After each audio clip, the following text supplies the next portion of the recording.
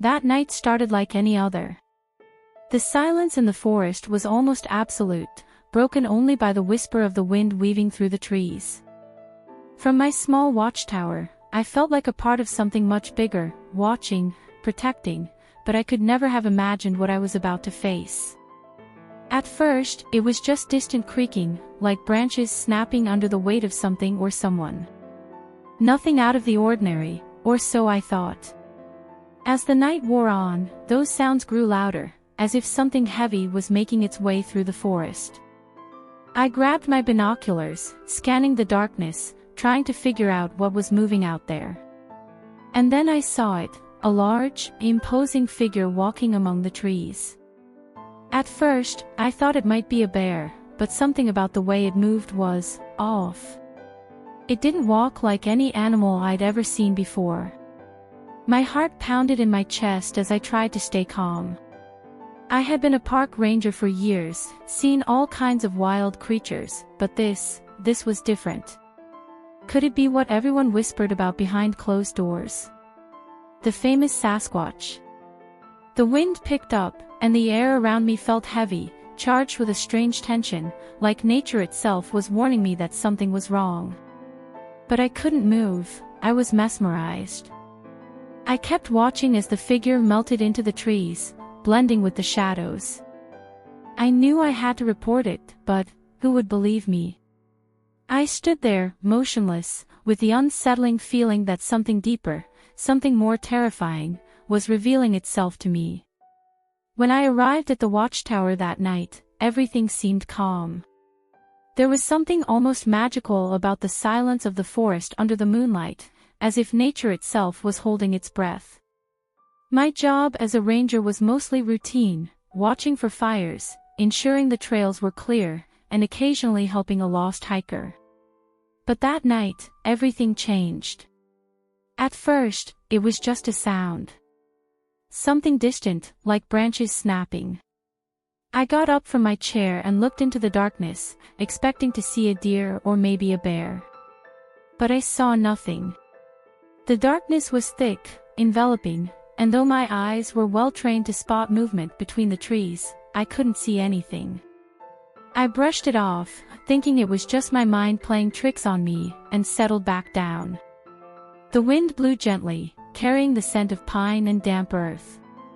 I wrapped myself a little tighter in my jacket, enjoying the solitude. Suddenly, a loud thud, much closer this time, snapped me out of my trance. I jumped from my seat and grabbed the flashlight. Something was wrong. The sound was different, not the usual noise of an animal in the forest. It was heavier, more deliberate. With my heart racing, I decided to leave the tower to investigate. As I descended the stairs, I couldn't shake the eerie feeling that something was watching me. Each step felt heavier than the last, as if the very air was growing denser. I reached the ground and, with my flashlight in hand, started walking toward the source of the noise. I knew I shouldn't stray too far from the tower, but something inside me urged me forward. I moved a few meters and then heard it again. A loud crack, followed by what sounded like a growl. I froze. I knew bears could make noises like that, but there was something about this sound that didn't fit. It wasn't a typical animal growl. It was more guttural, deeper. I shined the flashlight around, but still saw nothing. Yet the feeling that something was near wouldn't go away. In fact, it grew stronger. My hands started trembling, but I forced myself to keep walking. I couldn't return without at least taking a closer look. And then I saw it. At first, just a shadow between the trees. A tall figure, much taller than any human. It stood still, watching me. A chill ran down my spine. This can't be real, I thought. This isn't happening. My legs wanted to move, to run back to the tower, but something in me kept me frozen in place. The figure shifted, slowly, and I could see more details. It was a massive creature, covered in thick, dark fur. Its shape was humanoid but disproportionate, with long arms that nearly touched the ground. My heart pounded so hard I thought it might explode. The creature didn't move closer, it just watched me. It felt like it was sizing me up, deciding if I was a threat. My legs finally responded, and I started to back away slowly, never turning my back on it. Instinct told me I should never turn my back. When I made it back to the tower, I climbed the stairs as fast as I could. My breathing was erratic, and I struggled to catch my breath. I locked myself inside and stared out the window, waiting to see if the creature had followed me. But there was nothing. The forest was completely silent. The hours passed slowly. I couldn't take my eyes off the darkness, expecting that thing to return at any moment, unsure of what I would do if it did.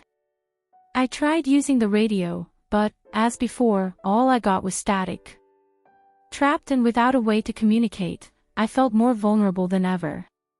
Finally, as dawn began to break over the horizon, I felt a small sense of relief.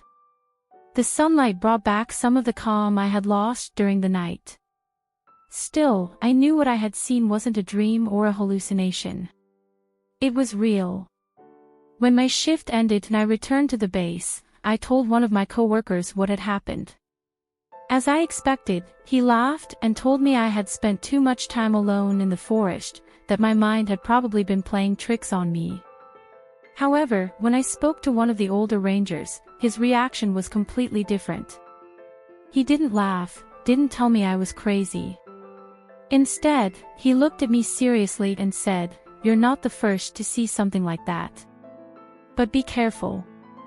Some things are better left unsaid." His words sent a chill down my spine. How many others had seen the same thing? Why wasn't anyone talking about it? In the following weeks, I couldn't stop thinking about the creature. I knew there was something more in those woods, something they didn't want people to know. I decided to do some research on my own. I read stories of similar encounters, of people who had seen giant figures in the woods, sightings of what people called Sasquatch. At first, I thought it was just a legend, a myth people told to scare the younger rangers. But after what I saw that night, I wasn't so sure anymore. The more I read, the more convinced I became that what I had seen was real. It wasn't just an ordinary animal, and it definitely wasn't a hallucination. There was something out there, something the world wasn't ready to accept. One night, while going through some old files at the base, I found a report from decades ago. It was from a ranger who had worked in the same area as me, and his description matched perfectly with what I had seen. He, too, had seen a tall, hairy figure with glowing eyes watching him from the darkness. The report was never made public, and there were no further details about what happened afterward. I decided to keep that report as proof that I wasn't crazy. I knew that if I told more people, they'd just think I was some kind of lunatic. But having that proof gave me some peace of mind. I wasn't the only one who had encountered the unknown. Despite everything, I continued working as a ranger. I wasn't going to let one terrifying experience drive me away. However, I was always on edge, especially at night. I knew that, at any moment, that creature could return. One night, during my usual patrol, I heard the sound again. The snapping of branches, the sound of something heavy moving through the trees. My heart raced, but this time, I wasn't scared. I knew what was out there, and even though I couldn't explain it, I was ready to face whatever came. I looked out into the forest, expecting to see that figure among the shadows. But instead, everything was calm.